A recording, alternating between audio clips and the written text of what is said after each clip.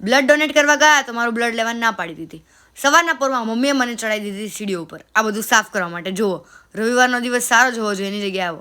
અને પછી મેં નવા શૂઝ લીધા હતા તો એ પહેરીને ઘરમાં ફરતી હતી અને બસ ડાન્સ કરતી હતી, મજા કરતી હતી. અને આ વસ્તુ જુઓ, મધ અને આમાં કંઈક મિલાઈને અમે ખાઈ રહ્યા હતા, જે શરદી માટે બહુ સારું. શું કહેવાય તમને ખબર હોય તો કહેજો. અને મમ્મી મારું ફેવરિટ વસ્તુ બનાવી હતી, સવારે કામ કરાવ્યું એટલે દાળ ઢોકળી.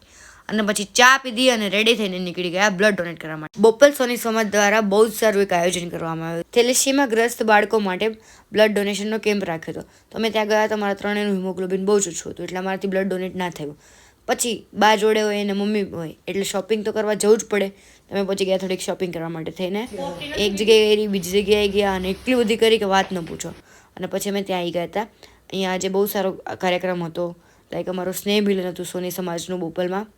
અને હું અને પપ્પા છે ને કાર્યક્રમની જોડે જોડે બધાને આનંદ માણી રહ્યા હતા અને વાતો શેર કરી રહ્યા હતા એકાબીજીને. અને મને મળી હતી ટ્રોફી. પછી રિટર્ન જતી વખતે પણ ધરાયા નહોતા બધા, તો પાછી શોપિંગ કરી.